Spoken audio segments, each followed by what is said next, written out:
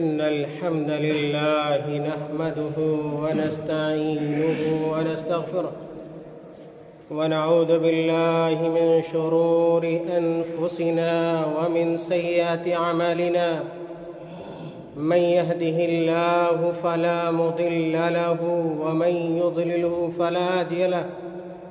وأشهد أن لا إله إلا الله وحده لا شريك له، وأشهد أن محمدًا عبده ورسوله. أما بعد، فإن خير الحديث كتاب الله، وخير الهدي هدي محمد صلى الله عليه وسلم، وشر الأمور محدثاتها، وكل محدثة بدعة، وكل بدعة ضلالة، وكل ضلالة في النار.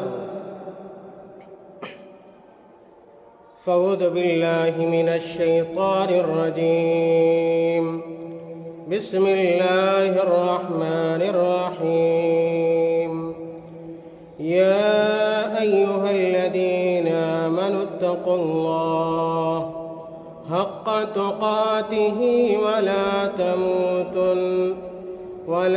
تموتن إلا وأنتم مسلمون. يا أيها الناس اتقوا ربكم الذي خلقكم من نفس واحدة، وخلق منها زوجها، وبث منهما رجالا كثيرا ونساء، واتقوا الله الذي تساءلون به والأرحام، إن الله كان عليكم رقيبا. يا أيها الذين آمنوا اتقوا الله وقولوا قولا سديدا يصلح لكم أعمالكم ويغفر لكم ذنوبكم، ومن يطع الله ورسوله فقد فاز فوزا عظيما. وقال تعالى في مقام آخر: وقل رب زدني علما. وقال تعالى: وقل هل يستوي الذين يعلمون والذين لا يعلمون. وقال النبي صلى الله عليه وسلم: لا حسد إلا في اثنتين: رجل آتاه الله مالا فسلط على هلكته في الحق، ورجل آتاه الله الحكمة فهو يقضي بها ويعلمها.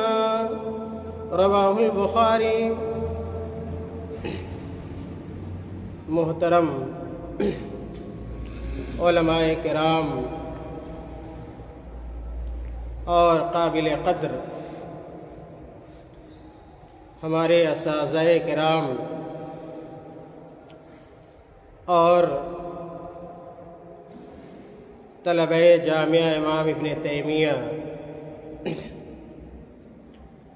अभी मैंने आप हज़रात के सामने खुतबे मसनूना के बाद कुरान मुक़द्दस से दो छोटी सी आयतें तिलावत की हैं। आयतों की तिलावत के बाद आप सल्लल्लाहु अलैहि वसल्लम की फरमुदात और ज़ख़ीरा अहादीथ में से एक नहायत ही मशहूर और मारूफ हदीस, जिसके रावी जलीलुल क़द्र सहाबी अब्दुल्लाह इब्न मसूद रदी अल्लाह ताला अन्हु हैं, बयान फरमाते हैं कि आप सल्लल्लाहु अलैहि वसल्लम ने ارشاد فرمایا کہ لا حسد الا فی اثنتین، کہ حسد، جلن جائز نہیں سوائے دو کاموں کے، یعنی دو ایسا کام ہے جس کام میں شریعت نے، اسلام نے حسد کو روا سمجھا ہے، جائز قرار دیا۔ عزیز طلبہ،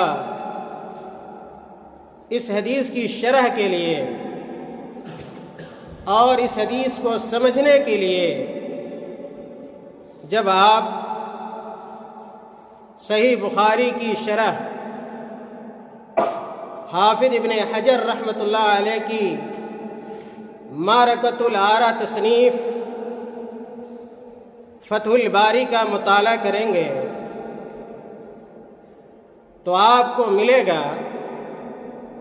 حافظ ابن حجر رحمۃ اللہ علیہ کہتے ہیں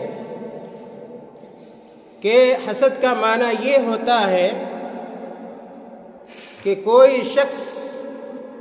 یہ تمنا کرے، اس کی یہ آرزو ہو کہ فلاں شخص کو جو اللہ رب العالمین کی طرف سے نعمت حاصل ہے، ملی ہوئی ہے، اس کی وہ نعمت ختم ہو جائے، زائل ہو جائے مطلق طور پہ، چاہے اسے ملے یا نہ ملے۔ حافظ ابن حجر رحمۃ اللہ علیہ اسی کے نیچے یہ بھی لکھتے ہیں کہ بعض اہل علم کا یہ ماننا ہے کہ حسد یہ ہے کہ آدمی اس بات کا خواہش مند ہو اور آرزو مند ہو کہ فلاں کی نعمت اس سے ختم ہو جائے اور وہ نعمت مجھے حاصل ہو جائے۔ اس کو حسد سے تعبیر کیا جاتا ہے۔ میرے بھائیوں، ہر آدمی کی فطرت میں ترفع ہے، آدمی اونچا ہونا چاہتا ہے، بلند ہونا چاہتا ہے، غیروں پہ سبقت حاصل کرنا چاہتا ہے۔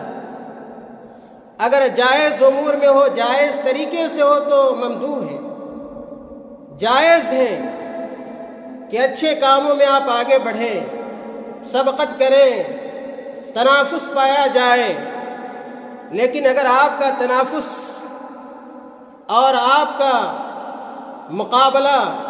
آپ کی سبقت اگر غلط کاموں کے لیے ہے یا غلط امور سے متعلق ہے تو ایسا تنافس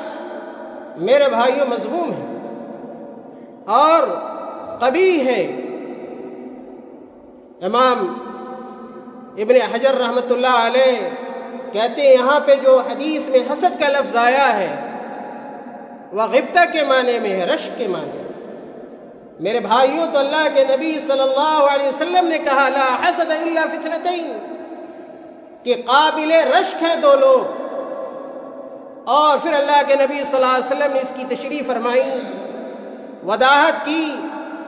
کہ سب سے پہلا وہ آدمی قابل رشک ہے جس کو اللہ رب العالمین نے علم و معرفت سے نوازا، اور وہ آدمی اپنے علم کو، اپنی معرفت کو اور اپنی بصیرت کو، اپنی حکمت کو جائز کاموں میں استعمال کرتا ہے، اور اللہ رب العالمین کی عطا کردہ اس حکمت کے مد نظر لوگوں کے مابین صحیح فیصلے کرتا ہے۔ اگر حاکم بنا دیا جائے، سلطان بنا دیا جائے، قاضی یہ وقت بنا دیا جائے، غلط فیصلے نہیں کرتا ہے، ناانصافی سے کام نہیں لیتا ہے، کسی کے اوپر ظلم نہیں کرتا ہے، زیادتی نہیں کرتا ہے، اپنی طاقت و قوت کا غلط استعمال نہیں کرتا ہے، اللہ کے نبی صلی اللہ علیہ وسلم نے کہا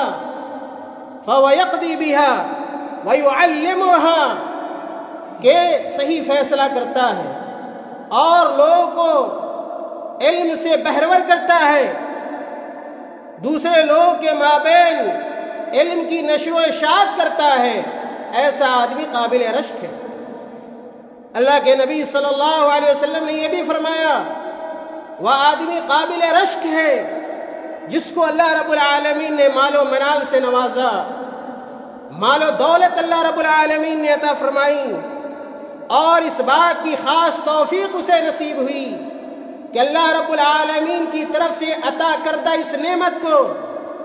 اور اس دولت کو، اس ثروت کو صحیح راستے میں خرچ کرے، حق کے راستے میں خرچ کرے، اللہ کی رضا اس کی خوشنودی کے لیے صرف کرے، اپنے مالوں کو غلط کاموں میں صرف نہ کرے، خرچ نہ کرے، تو ایسا آدمی بھی اللہ کے نبی صلی اللہ علیہ وسلم کی حدیث کے مطابق قابل رشک ہے۔ میرے بھائیوں، اس حدیث کا یہ پیغام ہے، اور اس حدیث سے یہ معلوم ہوتا ہے کہ اللہ رب العالمین نے ہمیں حکمت، بصیرت اور علم و معرفت سے آراستہ اور پیراستہ ہونے کا موقع نصیب فرمایا ہے۔ یقیناً یہ ہمارے لیے اور دوسرے لوگوں کے لیے قابل رشک ہے، اور ہم لوگ خوش قسمت ہیں، بانصیب ہیں کہ یہ موقع اور یہ حسین وقت ہمیں ملا ہے۔ میرے بھائیوں، میں نے جو 2 آیتیں پڑھی ہیں، ان دونوں آیتوں کا مفاد بھی یہی ہے۔ ان دونوں آیتوں میں اللہ رب العالمین نے علم کے مقام کو، اس کے مرتبے کو، اور علماء کرام کی رفعت کو، ان کی شان کو بیان کیا ہے۔ اللہ تعالیٰ نے کہا، اپنے نبی پاک علیہ الصلاۃ والسلام کو حکم دیا کہ وَقُلْ رَبِّ زِدْنِي عِلْمًا، کہ اے نبی صلی اللہ علیہ وسلم، اگر آپ اپنے رب سے مانگنا چاہتے ہیں، اپنے پروردگار سے مانگنا چاہتے ہیں، تو آپ علم کے بارے میں سوال کیجئے، علم کو طلب کیجئے، علم کے لیے دعا کیجئے۔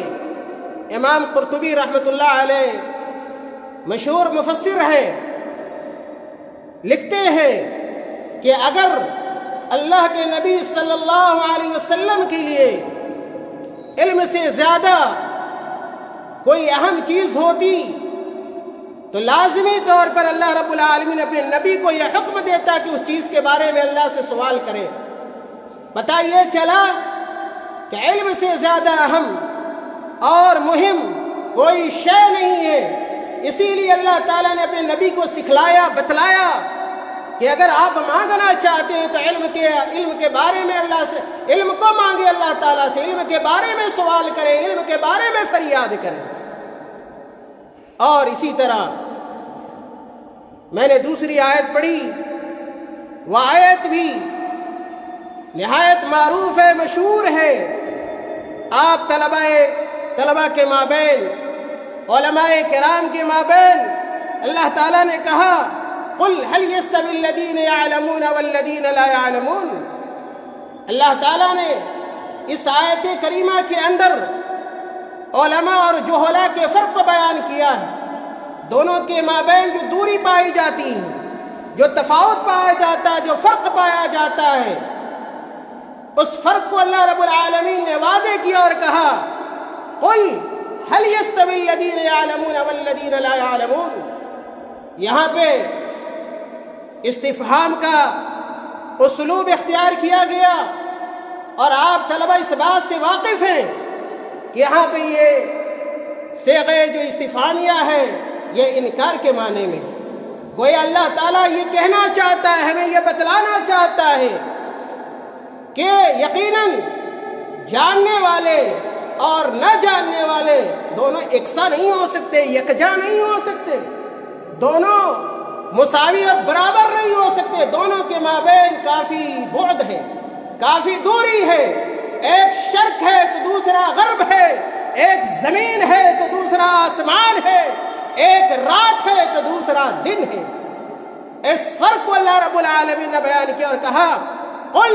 هَلْ يَسْتَوِي الَّذِينَ يَعْلَمُونَ وَالَّذِينَ لَا يَعْلَمُونَ۔ اے نبی پاک علیہ الصلوۃ والسلام، آپ لوگوں میں یہ بات اعلان کر دیں، لوگ کے مابین یہ بات عام کر دیں کہ جاننے والے اور نہ جاننے والے، علم رکھنے والے اور علم نہ رکھنے والے، عالم جاہل، یہ دونوں قطعی طور پہ یکساں برابر نہیں ہو سکتے۔ عزیز طلبہ، معلوم ہوا کہ اللہ تعالیٰ نے ہمارے ساتھ خیر کا ارادہ کیا ہے، بھلائی کا ارادہ کیا ہے۔ اللہ رب العالمین نے ہمیں ان لوگوں میں بنایا ہے جو لوگ اللہ رب العالمین کی معرفت رکھتے ہیں، اللہ رب العالمین کی وحدانیت کو، اس کی ربوبیت کو، اس کے اسماء و صفات کو صحیح طریقے سے جانتے اور پہچانتے ہیں۔ اس آیت کریمہ کے اندر اللہ تعالیٰ نے علماء کی قدر کو، علماء کرام کی منزلت کو اور ان کی شان کو، ان کے بان کو اللہ تعالیٰ نے بیان کیا ہے، اور ان لوگوں کی حقیقت سے اللہ رب العالمین نے پردہ اٹھایا ہے جو لوگ دین کے علم سے دور ہیں،